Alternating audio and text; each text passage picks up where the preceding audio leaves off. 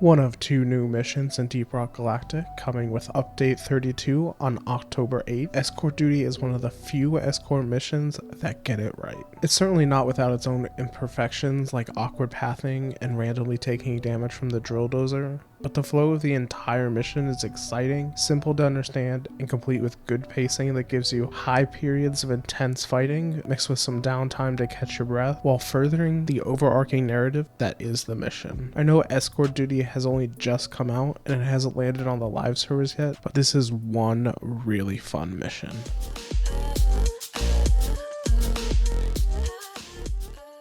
Hi guys, I'm Legionless and this channel is about helping you enjoy your games more.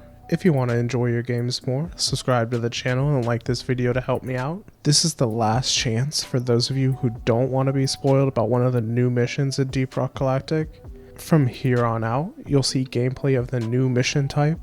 Alright, for those of you that haven't played the new mission yet, here's a quick rundown of what's going on in this mission type. Management has sent you in, tasked with retrieving a heartstone. To retrieve this heartstone, you've been given a large drilldozer that you'll need to protect and escort through a couple caves until you reach the heartstone at the end. From start to finish, you need to kill the enemies that are trying to destroy the 3 parts of the drilldozer. You're able to repair each piece back to full health, but once it's lost all of its health, it's been permanently destroyed and cannot be repaired. When all 3 parts have lost all health, you failed the mission. You can ride the drilldozer as you travel from the starting cave through 2 caves along the way to the heartstone. In these caves, you'll find a new resource called oil shale. This is used to fuel the drilldozer when it runs out of gas. You also find the secondary objective in these caves as well as all of the nitra and gold in the mission. These caves are basically downtime where you need to stock up on nitra and gas up the drilldozer. Most of the enemies you'll face will be when escorting Dreadnought in between caves, but you'll occasionally get some enemies while gassing up the drill's tank. The mission ends in a final cave where the large cocoon, egg-like thing we've seen teased for a few weeks now is. The drilldozer will drill through 4 layers to get to the heartstone inside. You'll need to defend Dreadnought a lot more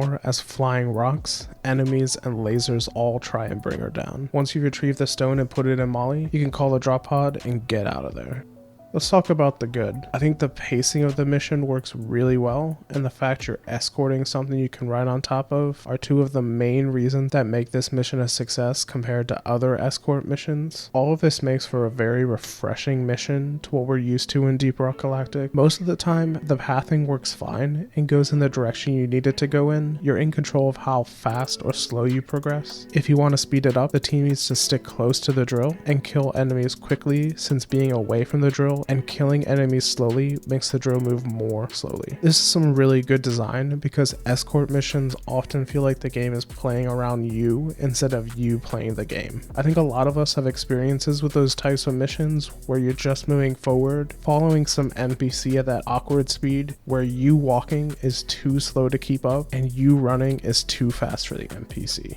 So pacing works well. You never feel like the mission is too boring, even during downtime. There's always a sort of voice in the back of your head reminding you to move along when the drill is stopped, because you can be attacked at any moment. Enemies spawn in really large waves in this mission, maybe in larger groups than we're probably used to, which makes sense since there's not many directions enemies can attack from. They're either going to come from the tunnel behind you or somewhere in the cave you're in. The heartstone at the end of the mission is actually something really cool, and I think a lot of people aren't going to give it as much credit as it deserves. It's basically a new boss encounter, but even better. It has a health bar and different mechanics that change as you get through each of its 4 health bars. So it's like a Dreadnought encounter, but more complex. You won't be doing damage to it with your weapons, which is brilliant game design because there's never that fear about having to balance weapons for the mission. So Escort Duty truly becomes a long-lasting piece of the game that's going to get a lot of replayability.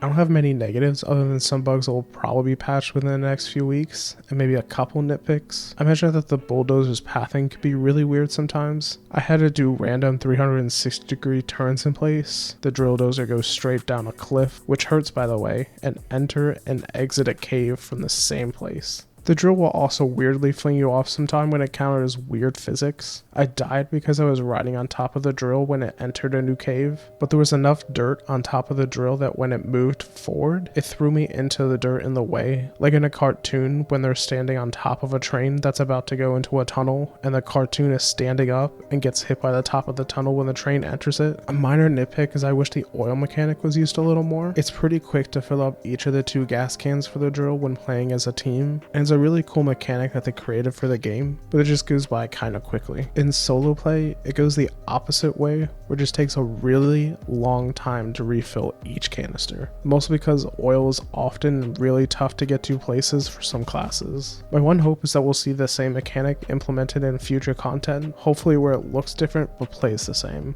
I also want to reserve a final judgment on the Hearthstone encounter of the mission for a little while longer and talk some more with you all about how you feel about it, but I'm left wondering if the Hearthstone encounter should lean more into its mechanics. The flying rocks and lasers should be used a lot more and or be more of a threat, especially with how unique and refreshing they are to what is the typical standard of difficulty, which is just more enemies. I'm not saying to remove the enemies from this encounter, or that this is an easy encounter. It certainly gets difficult at Has 5, but I can't help but wonder if having some of the plates we're spinning, which are mostly just swarms of enemies with a little bit of encounter mechanics, and adding more of the flying rocks and lasers to the fight in exchange for some enemies would actually make for a more exciting, fun, and engaging experience. Basically, I fell in love with the encounter as a different way of having a boss fight, and just want to see it be a little bit more like that, and a little less like what every other mission is, which is just wave clearing.